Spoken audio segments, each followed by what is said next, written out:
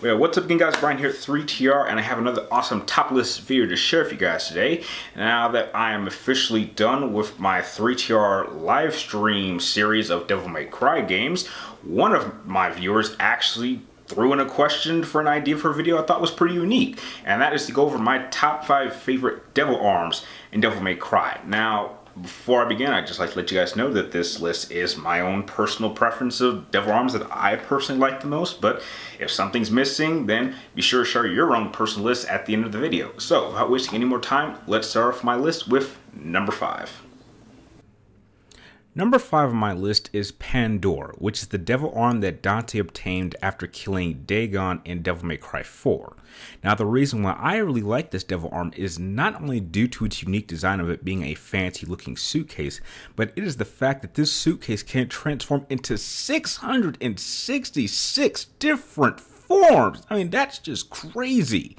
Now, of course, we never get to see all 666 forms, but the forms that we do get to see are very cool and unique in their designs. With this weapon constantly changing every time it is used, it does make for a very unpredictable weapon to use, but it certainly dishes out the highest concentration of damage, making it the most effective long-range projectile weapon in Devil May Cry 4, more so than even Dante's iconic ebony and ivory pistols, which is why it will take my number 5 spot on this list. Number 4 on my list is Ifrit, which is a pair of gauntlets that Dante discovers in a garden in Devil May Cry 1 that actually speaks to him about its anger. Its hellfire is said to be hotter than that of a volcano, and though it is the slowest weapon that Dante can use in the game, it exchanges speed with an extremely high damage output level, making it the second most powerful weapon in the game behind only Sparta's sword in its completed form. I really like the overall design of Ifrit, as the metal-plated gloves are shown coming out of the mouths of the dragon's heads. While this weapon is being used by Dante in his Devil Trigger form, it not only multiplies the amount of damage that he can dish out, but it also increases the number of combos that Dante can pull off. And it even has been proven to be a rather effective, powerful, long-range weapon with the technique known as Meteor, which causes Dante to throw fireballs, which can also be charged into an extremely powerful fireball to deliver massive amounts of damage. This, along with another weapon on this list, are the embodiments of the term getting up close and personal. For number 3, we will be jumping out of the fire and into the ice with Cerberus. Now, this was the first devil arm that Dante received in Devil May Cry 3 after defeating the demon dog of the same name. Now, without question, Cerberus has the highest quality of combat style of any weapon on this list. Just watching Dante in action while he's using this weapon reminds me so much of Bruce Lee working his nunchucks, and Dante certainly brings that kind of flashiness with this weapon.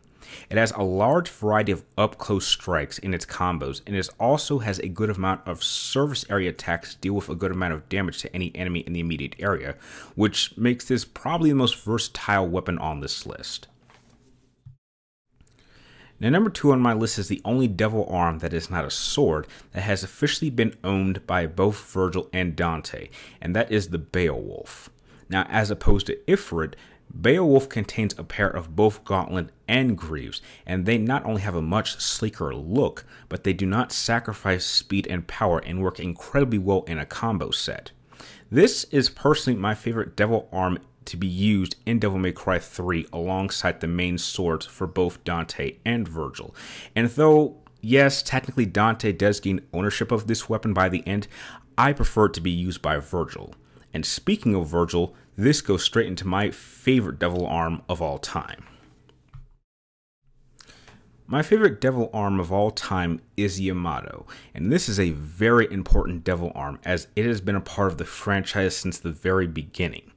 This is one of 3 swords that was originally owned by the Dark Knight Sparta, so it feels fitting that it would be passed down to his eldest son Virgil, and it also remains to be the only weapon in the franchise that has been wielded by every blood member of the Sparta bloodline, starting from Sparta to Virgil to Dante to eventually Nero. What I love so much about this weapon is that due to the fact that it looks like such a simple katana-like sword, and yet it is one of the most powerful weapons that has ever existed, Virgil looks like a total badass when he uses this weapon in combat, and I even go so far as to say that he has a much more badass look and style than even Dante does in some of these games. It's powerful enough to cut through anything, even the fabric of space itself, and it always seems to play an important role in the franchise. And from what we've seen so far about Devil May Cry 5, there is no question in my mind that that will continue to play an important role in the franchise, which is what places it number 1 on my list.